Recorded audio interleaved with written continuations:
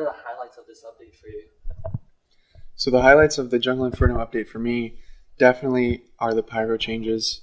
Those are what I've been looking forward to this whole time. I mean, we've been calling it the Pyro update for months and months anyways, so the Pyro stuff was what was most important to me. The flamethrower changes were super good, and I was glad to see that, because before the flamethrower was just such an unreliable weapon. The visuals didn't match up, and there's just nothing worse than seeing flames on someone and them just not taking any damage. But now that never happens. I looked at the flamethrower particles in the debug mode or whatever, and you just see them in a constant stream, super fast, super reliable. It's amazing. Then, of course, the air blast has been changed, and if you've seen my rants, you know I was not happy with the old air blast. It used to stun you, and it just felt cheap, and it just ruined your day if you got air blasted. But now you can strafe, you can just get away from the Pyro. You're not trapped, you're not instantly dead. The Pyro, if he wants to chain something together, he's got to do something pretty good. He can't just get a free kill on you. So those changes have been great, and I'm very happy about the Pyro changes. If you want to expand more on how did they change Pyro, so about his viability, about him as a generalist. Mm-hmm. So the aforementioned changes to Pyro definitely should help the Pyro become a more viable generalist type class. Maybe not all the way there yet, but the key components of being viable in all team scenarios is having reliable damage and having mobility. So the damage is kind of there. You're still limited to close range, so paired with a secondary, I think you're good to go on that front.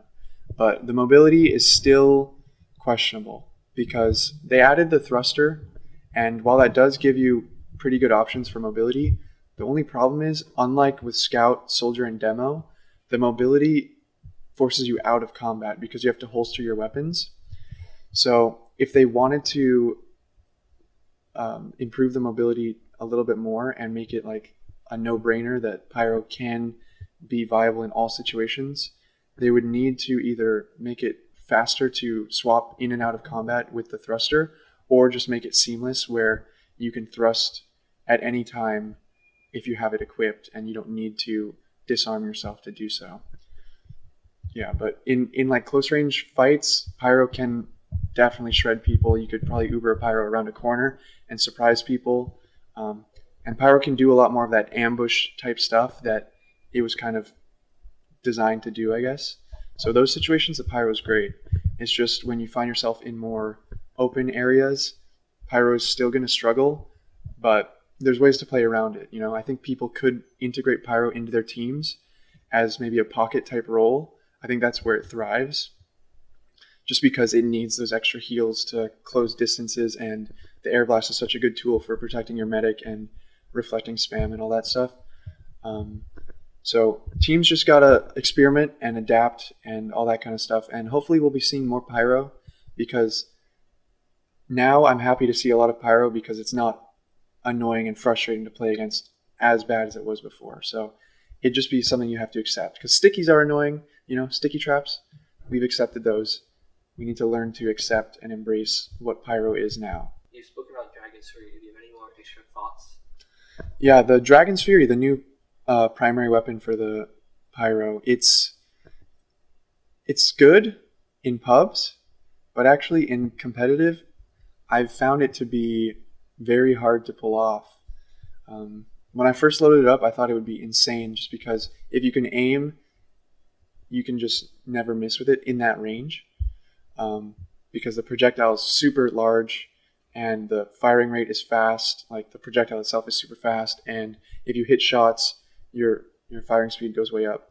So you can kill people super quick. And on the one hand, it's pretty important, I'd say, for Pyro to be able to kill people quickly, because a Demo can two-pipe someone, a Soldier can two-rocket someone, a Scout can meat-shot someone.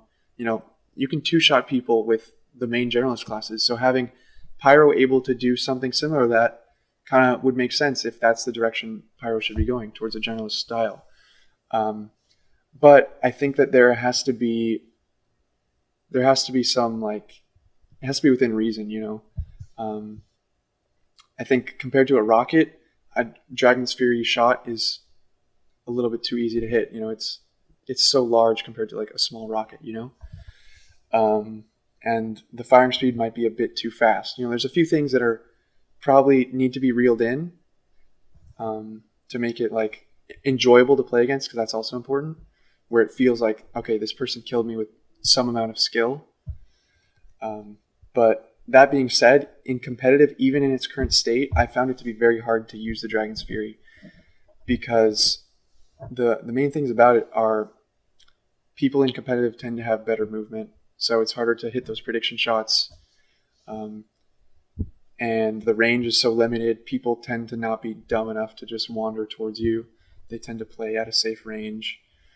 And also, it's much worse for like crowd control, because with the Dragon's Fury, you really have to focus one person down at a time, compared to the flamethrower, which you can just spread flames on everybody and they kind of will all hesitate. Whereas Dragon Fury, you can't kill them all, you know, you can kind of just kill one at a time. So that definitely hinders you as a pyro against like an organized team. But I did have a lot of success with the Dragon's Fury in competitive when people weren't shooting at me. You know, if I can just flank someone or someone's bombing someone else, I can just air shot them. It's pretty fun to do that, pretty rewarding. But if you're like straight up 1v1ing a scout, it's actually not as good as I originally thought it would be after playing with it in pubs. So I think some changes are still necessary to kind of expand the good parts of it, but I think there should be some changes also to fix some of the more broken, overpowered parts of it. What do you think about the changes they made to the spy? So in this update, the spy kind of got the short end of the stick. I think he got a couple nerfs that people aren't happy about. You know, the career spies, you know, posting their farewells and suicide notes and all that. But I think the changes were necessary, honestly. If you look at the intent behind them, they all make sense. Like, spy is not a sniper, and I think Valve is trying to clearly define that in this update, and I'm okay with that. And also, spy should not be immortal. If you've ever played against a competent Dead Ringer spy on like Badwater or something, it's just not even worth your time to even shoot him once, because it's just a waste of ammo. He's gonna Dead Ringer. He's gonna go collect one of the 10 full ammo packs on the map, and he's gonna be on you again. You know, so the changes were kind of necessary, but I do think it's starting to call for maybe some spy buffs as well. You know, Pyro is kind of the natural enemy of the spy, and with so many Pyros running around with so much potential now with Pyro and better tools for them, the spy is also suffering because of that. So I think it might be time for some spy buffs in the near future, but that's also a tricky subject, just because spy already has such an amazing tool with the invisibility watch where he can appear wherever he wants. So if you're thinking about buffing his damage, well, you're creating something potentially game-breaking by letting someone appear somewhere that can just take 1v1s at will. So it's something they'd have to be very careful about, but I think with this Pyro update, they've kind of proven that they're willing to rework things to an extreme and, you know, start over on certain concepts. So maybe a spy update in the future will, you know, ease the fears of the spy mains out there. I hope that it does happen, but the changes that they made in this update, I feel like they had to happen, you know. So, comments on competitive implications. So, which items still need work, maybe? So this update actually does have some major competitive implications, and that's another one of my favorite parts about it, is that there was so much balance changes in this update that it's actually going to allow a lot of progress on the global whitelist. I think the goal of the whitelist should be to ban as few items as possible, only focusing on those that are game-breaking and completely disruptive to the flow of the game. And in this update, so many of those were changed to the point where I think there's a very short list now of items that really need to be banned. And that list would be something like the Short Circuit, the Wrangler, Disciplinary Action, Sydney Sleeper, Mad Milk, Quick Fix, Vaccinator, you know, those kinds of things. And that's good. That's a lot of progress, because that list for too long has been too long, and it's getting smaller and smaller and smaller. One particular class of focus in the changes was Scout. Scout had so many broken things like Bonk and Criticola and Atomizer, and now those things are all reasonable items in the game where there's actual trade-offs, or there's just not some instant win by equipping it, So all that does is it equips the players by unbanning them, which should happen, hopefully. It just equips the players with more tools and more options, more play styles, more individualization. And I find that to be very interesting and very important for a competitive scene, because it makes players interesting, allows them to differentiate themselves and to prove that they're good with maybe their specific skill set that they can use because of a certain loadout. I think that's fine. And hopefully, within the next year or so, we'll get another major update and we can close that gap even more, and eventually no items banned. That would really be the goal, I think, because a whitelist just creates a schism between what the broader player base of TF2 experiences and what the competitive scene experiences. So if we can unite those together by eliminating whitelists so that everyone who wants to use whatever weapon they want can use it in any situation, then we're bridging that gap well. So that should be the goal, I think. It's just to open up the whitelist and only ban things that are breaking the game. And right now, there's very few of those left, so we're making good progress. Okay. There was a lot of discussion on the forums about the Pretty Boy's pocket pistol. What do you think about it? Right. So that might be the one biggest controversial balance change, is to the Pretty Boy's pocket pistol, because they increased the fire rate on it and they gave it health regen. And I've seen a lot of people using it, and I've certainly died to it in situations where if he didn't have it equipped, he probably would have died. But at the same time, I don't think it's necessarily game breaking, and I found myself in situations where I was like, I wish I had those 12 shots of the pistol, especially for someone like me that plays fairly heal heavy.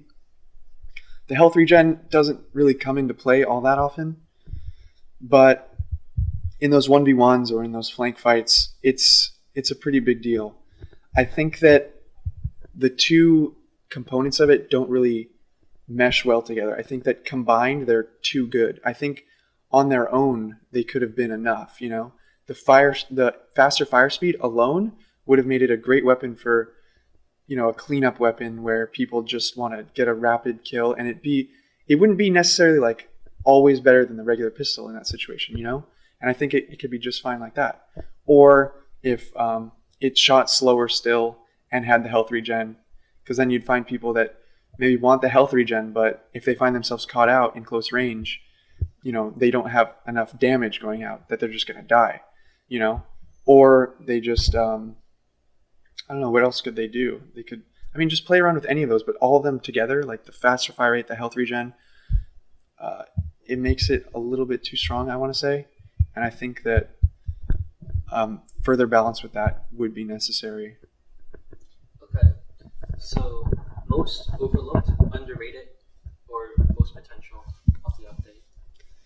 So while I love pretty much everything about the update, with the contracts and the balance changes, the pyro changes, all that good stuff, one thing that I'm seeing a lot of potential in is the war paints. And what I'm seeing is finally an opportunity to easily implement team skins into the game. And I hope that that's the route that Valve is going down, because that could completely revolutionize competitive TF2, because it would create a revenue stream for the teams, it would raise the prestige of the teams, and it would allow for the fans to, connect with their teams better. And that would be amazing. So I hope that right now that's what they're doing. They're laying the groundwork for it. And eventually we'll see something like that. I see so much potential in it, and I hope that that's where they're going, because if they are, then I'll be there with them. Okay. Any disappointments? Right. So I will preface this by saying that I'm a big fan of the update. I think it's great. But at the same time, there were a couple disappointments, I will say. The main one, the obvious one, is that competitive mode was completely unchanged and neglected. The reason that's such a big deal is because they had promised that they were going to. They told us the ELO system was coming, placement matches were coming, and hopefully other changes I would love to see class limits and things like that. Just some work going into the competitive mode. But it didn't happen. And I guess there's some statements out there that it was just postponed. They felt like the changes that they were going to put out weren't enough, which maybe means, well, they want to make big changes to competitive. So that, in a way, could be a good sign, that they want to have a big impact with their update, and they didn't think that this would have done it. But at the same time, I think any gradual progress might be better. Who knows? Because I also had some plans, I wanted to promote competitive. I wanted to play it, and I wanted to have that be a regular part of how I play TF2 instead of just having casual mode, jump maps, MGE, and pugs and scrims. You could also add in, I like playing matchmaking. It's actually fun now, but that hasn't happened yet. So that's still missing, and I really do hope that it's just delayed and will come eventually. Then there was another thing that they did confirm to me personally, that they were going to make some updates to Badlands and maybe some other map adjustments, and those weren't put in either. So, maybe some sort of like competitive focused update will come in the future that includes the competitive systems and the map adjustments and other small balance changes for competitive, but I guess we're waiting again. Okay, and thoughts on the Scream Fortress update? Yeah, I was actually kind of surprised that Scream Fortress happened to the extent that it did. It still isn't a full major Scream Fortress thing, and Scream Fortress hasn't really been big for several years. But when they did the Jungle Inferno and put all that out right around this time, I think a lot of people were like, oh, well, that's all we're getting. There's not going to be Scream Fortress. But a week later, we got Scream Fortress, which is pretty cool. They brought out a ton of contracts, which I think is a great system. Gets people playing different maps and having fun with TF2. I will say that I think a lot of the Halloween stuff is very frustrating to play, with pumpkin bombs and bosses shooting crit rockets at you with 1 billion health and all that, and death pits and all that craziness. But that's kind of the charm of the holiday. So I'm glad that they did that and brought it out, and I hope people can have fun with that. I know that a lot of people are also disappointed with the lack of community content in the update. I think that they didn't add any new cosmetics or maps for this Scream Fortress, which, yeah, you definitely kind of feel bad for the people that put out a lot of work into that. And I think Valve was encouraging people to do it as well. So that's kind of strange. I wish they had better communication with those people. But best case scenario, next year, all of it gets in and everyone's happy. So, all right, guys, that's it for this episode of Question and Answers. I hope you enjoyed it. And if you have any more questions, let me know in the comments, guys. Thanks for watching.